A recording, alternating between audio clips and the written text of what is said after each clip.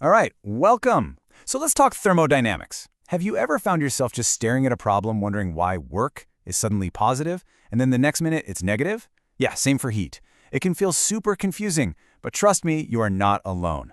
In this explainer, we're going to crack the code on these sign conventions. We're going to make it make sense once and for all. Yeah, this is the million-dollar question, right? It seems like such a tiny detail, just a plus or a minus sign. But honestly, getting these signs right is absolutely crucial for understanding how energy moves around. So stick with me here, because by the end of this, I promise you'll have one simple, super powerful rule that's going to make everything just click. Okay, so when we get right down to it, thermodynamics is all about the relationship between a system and its surroundings. Now, a system can be pretty much anything. Think of a gas in a cylinder, or even a chemical reaction happening in a beaker. Everything else is the surroundings. And the whole game is about how this system and its surroundings exchange energy. This happens in two main ways: through heat, which we call Q, and through work, which we call W. All right, let's dive into the first one, work. Now, in our everyday lives, work could mean, going to the office or doing chores. But in the world of thermodynamics, it has a very, very specific meaning. So let's figure out exactly what that is. So, in thermodynamics, work is basically all about pressure and volume changing. The best way to picture this is with a gas trapped inside a cylinder that has a movable piston on top. It's a classic example for a reason. If the gas inside gets energized and pushes that piston up and out, we say the system, the gas, is doing work on the surroundings. But if we push down on that piston and squeeze the gas, then the surroundings are doing work on the system. That's it. That's what we call pressure-volume work, or PV work for short. And of course, there's a formula for it. It looks like this. W equals negative P external times delta V. Okay, let's not get scared by the symbols. Px is just the external pressure, the pressure from the outside pushing in. And that little triangle, the delta, that's just science speak for change in. So delta V is simply the final volume minus the initial volume. Now that minus sign at the beginning, that little guy is so important. We're about to see exactly why it's there. Okay, let's see this in action. First up, expansion. The gas pushes the piston out so its volume gets bigger, right? That means delta V, the change in volume, is a positive number. So if we plug that into our formula, W equals negative P xt delta V, a negative times a positive gives us a negative. So work, W, is negative. And that should feel right. The system is using up its own energy to push outwards. It's losing energy. Now, what about compression? We're squeezing the gas, so its volume gets smaller. That makes delta V a negative number. Back to the formula. W equals negative P xt delta V. We have a negative sign in the formula and a negative delta V.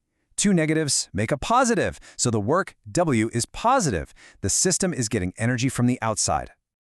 Okay, so the math checks out for expansion and compression. But, trying to remember formulas and negative signs can be a pain. What if I told you there's a much simpler, way more intuitive way to think about all of this? There's literally one single rule that cuts through all the confusion for both heat and work. You ready for it? The secret is all about perspective. This right here, this is the whole secret. You have to always view everything from the system's point of view. Forget about what the surroundings are doing for a second.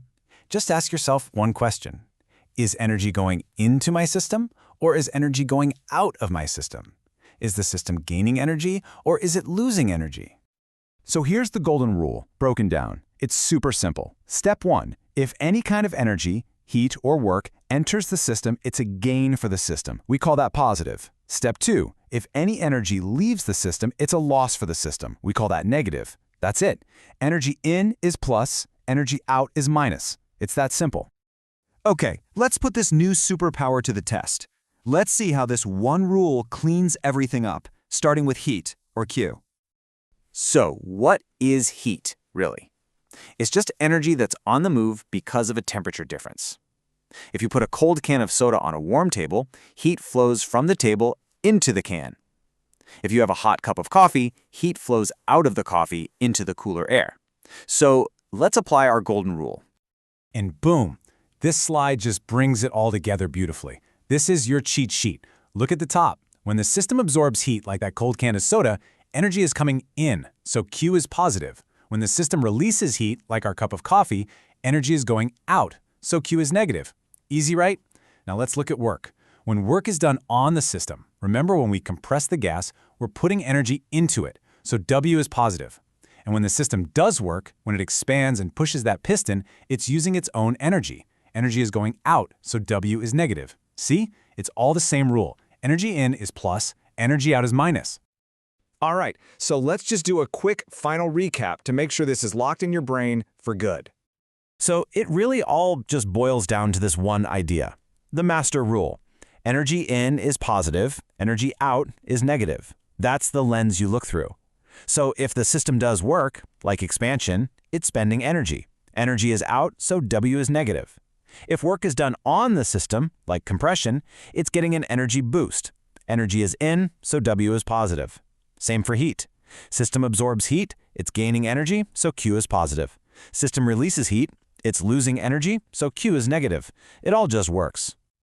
Okay, now for one last really cool idea. It turns out that the amount of heat or work that gets transferred isn't just about where you start and where you end up.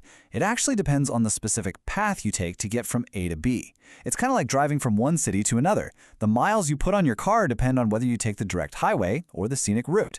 Because of this, we call heat and work path functions. The journey really does matter.